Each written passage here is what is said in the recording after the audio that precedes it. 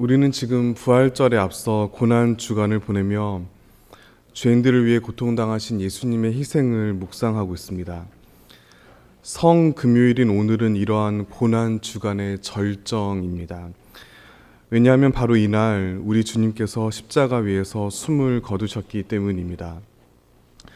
따라서 이와 같은 십자가 고난을 보다 온전히 묵상하고 깨달아 아는 것은 우리 각자의 신앙을 올바르게 회복시키기 위해 반드시 필요한 일입니다. 하지만 너무나 많은 사람들이 십자가의 의미를 왜곡하거나 축소시키곤 합니다. 특별히 얼마나 아프셨나라는 찬양과 영화 패션 오브 크라이스트로 대표되듯이 육체적인 고통으로만 과도하게 제한해서 이해하는 경우가 많이 있습니다.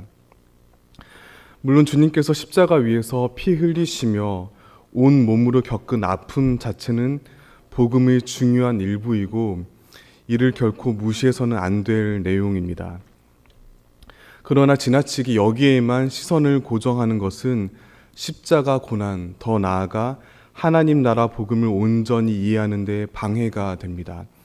그러므로 우리는 예수님께서 십자가를 지시며 몸소 겪으신 그 희생의 실제를 보다 넓은 시야를 통해 바라볼 필요가 있습니다. 본문 27절에서 31절은 로마 총독의 직속부대에 속한 군인들에 의해 모욕당하시는 주님의 모습을 묘사하고 있습니다. 점령군 신분으로 식민지에 거주한다는 것은 상당한 특권과 동시에 테러의 위협에 늘 노출되어서 어마어마한 긴장에 짓눌리는 것을 의미합니다. 따라서 그들은 폭력을 수반한 일탈 행위를 수시로 저질렀습니다. 간혹 언론을 통해 이라크와 아프가니스탄 등에 파병된 일부 미군들이 포로들에게 저지르는 끔찍한 학대를 접하셨을 겁니다. 물론 그 반인륜적 범죄 자체는 결코 용인할 수 없는 짓입니다. 하지만 동료들의 죽음을 늘 가까이 접하며 그들의 내면이 얼마나 피폐해졌을지는 충분히 짐작하며 공감할 만합니다. 지금 예수님을 둘러싼 로마 군인들의 처지와 이는 매우 흡사합니다. 게다가 그분의 고향 갈릴리는 이스라엘에서 가장 격렬하게 반로마 무장투쟁이 일어났던 지역입니다.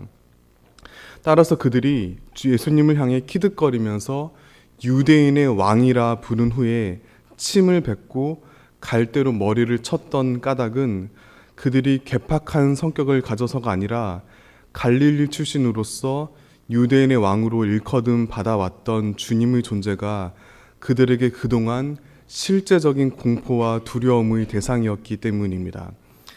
우린 이와 같은 사실을 통해 예수님을 죽음으로 몰고 간 가장 직접적인 원인은 로마 제국을 중심으로 한 그 시대의 치열한 정치 현실이었음을 분명히 깨닫게 됩니다.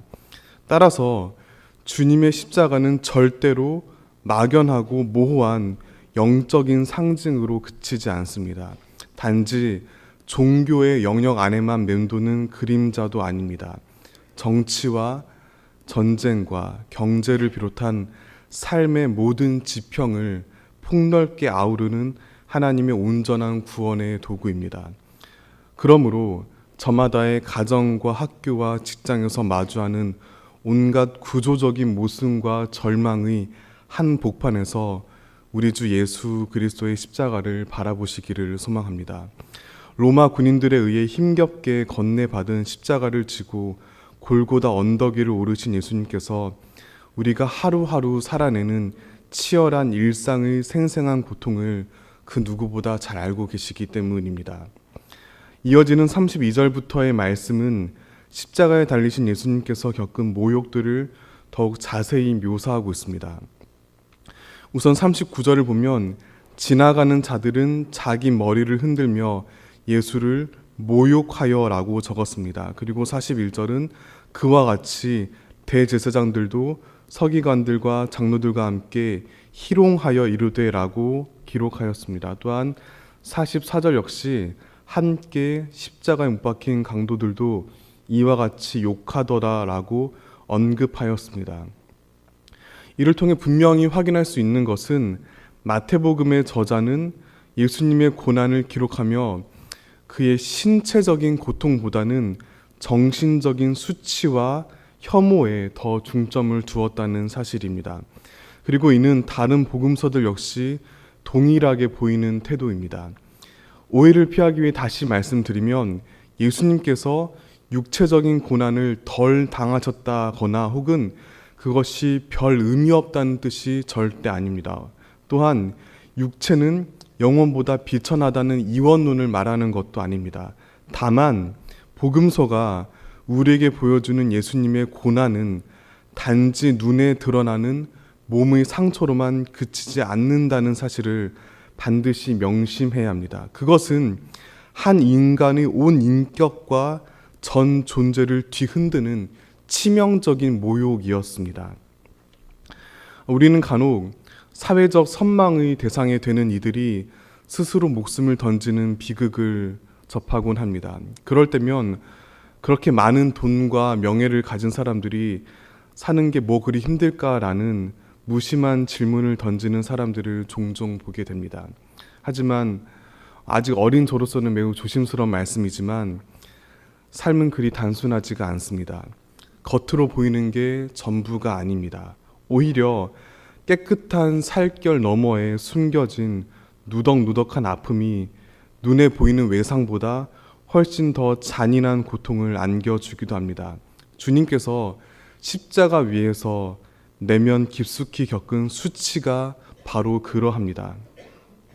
그러므로 사랑하는 여러분, 그 누구에게도 차마 말 못할 절망으로 숨죽여 눈물 흘릴 때, 도무지 떨쳐지지 않는 모욕과 굴욕으로 괴로울 때, 헤아릴 수 없는 자기 혐오에 빠져 고통당할 때 우리 주 예수 그리스도의 십자가를 바라보시기를 소망합니다. 십자가 위에서 온갖 사람들에 의해 멸시와 조롱을 당하신 예수님께서 우리의 내면 가장 깊은 곳에 자리한 아픔을 그 누구보다 잘 알고 계시기 때문입니다. 이와 같이 예수님께서 치열한 정치 상황에 의해 끔찍한 모욕을 당하시며 십자가 위에 오르신 후 한 낮임에도 온 땅 위에 어둠이 뒤덮였습니다. 그리고 3시간이 더 흘러 이제 당신의 모든 호흡을 다하기 직전 주님께서는 자신을 휘감는 그 모든 고난을 한 문장으로 처절히 외치고 세상을 떠나셨습니다. 바로 엘리 엘리 라마 사박다니, 나의 하나님 어찌하여 나를 버리셨나이까입니다. 이 외침은 의인이 겪는 고난을 나열한 후 결론적으로 하나님의 위로와 승리를 노래하는 시편 22편의 첫 구절과 일치합니다.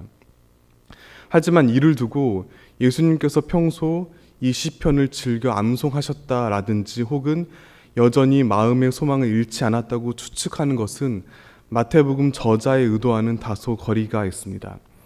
시간 관계상 자세히 설명할 수는 없지만 마태복음이 결론적으로 묘사하는 십자가 위에서 예수님께서 울부짖은 핵심은 분명합니다.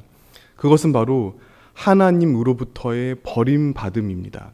여기에 그 어떤 긍정적인 요소도 개입될 여지가 전혀 없습니다.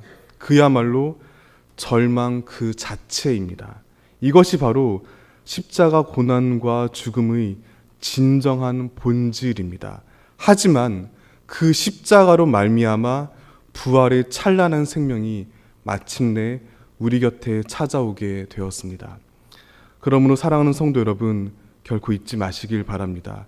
우리가 지난 날 이미 경험했고 지금 지나고 있으며 앞으로 마주할 과거와 현재와 미래의 그 모든 고통의 시간들이 끝내 우리를 구원할 것입니다.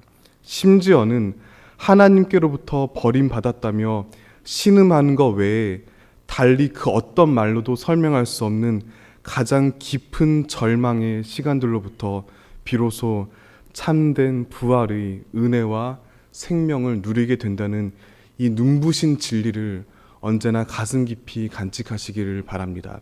이것이 바로 성경에 담긴 가장 위대한 계시인 십자가와 부활이 보여주는 찬란하고도 아름다운 역설과 모순의 복음이기 때문입니다. 오늘은 고난 주간의 절정인 성금요일입니다. 이 날을 보내며 주님께서 달리신 십자가에 한 걸음 더 가까이 다가가는 저와 여러분 되기를 바랍니다. 한없이 남루한 모습으로 고난 당하신 예수님의 얼굴을 보다 오롯이 마주하길 원합니다. 그리하여 십자가 복음의 의미를 더욱 풍성히 깨달아 알며 삶 가운데 온전히 누리고 또 전하는 모두가 되기를 간절히 소망합니다. 기도하시겠습니다.